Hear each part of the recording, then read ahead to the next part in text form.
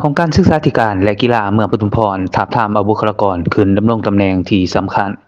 วันที่30มังกรปี2026ที่ผ่านมานี้หอการศึกษาธิการและกีฬาเมืองปทุมพรแขวงจำปาสักและจัดกองประชุมทาบทามเอาห้องเลขาคณะภาหักฐานห้องหัวหน้าห้องการและหัวหน้าหน่วยงานห้องหัวหน้าหน่วยงานขึ้นอยู่ที่สโมสรของการดังกล่าวโดยการให้เกียรติเป็นประธานของสหายแก้วตาญาวงศา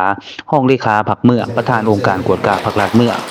มีสหายไกรอัมพรคำสิงสวัสดิ์กรรมการพรรคเมืองเลขาคณะภาหักฐานหัวหน้าของการศึกษาธิการและกีฬาเมืองพร้อมคณะมีตั้งหน้าจากแผนกศึกษาธิการและกีฬาแข่งคณะกรรมการปรับปรุงกงจักการจัดตั้งขันเมืองมาและสหายเลขาหน่วยภาคหัวหน้าห้องหัวหน้าหน่วยงานพร้อมด้วยสมาชิกพรรคและพนักงานราษฎรเข้าร่วมอย่างพร้อมเพรียง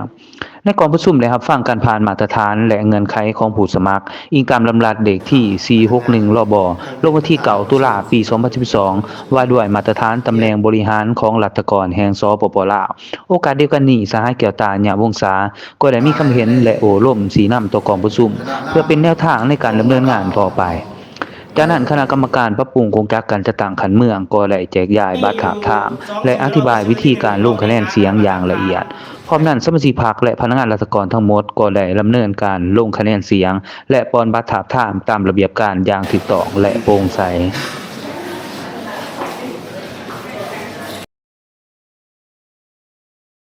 สนับสนุนโดยบริษัทลาวอาเซียนเซาซินเสือมาส่วนบริการเซาซินเสือครบวงจรรับจำทะเบียนรถใหญ่สนองทุนให้ผู้ประกอบการธุรกิจอัตราดอกเบี้ยเริ่มต้นเพียง 1.99% หา 3% เอกสารง่ายอนุมัติไวไหลเงินจริงทะเบียนชื่อบุคคลที่3กอกู้ใดบ่ต้องโอนรถติดดาวหรือไฟแนนซ์กอกู้ใดพิเศษแนะนำลูกค้ารับค่าตอบแทนสูงสุดถึง 3.5% ของดอกเบี้ยมีสาขาทั่วประเทศสาขาปากเซ่บ้านแก้วสัมพันธ์นครปากเซ่แขวงจำปาสักการเงินมีปัญหาปรึกษาได้ฟรี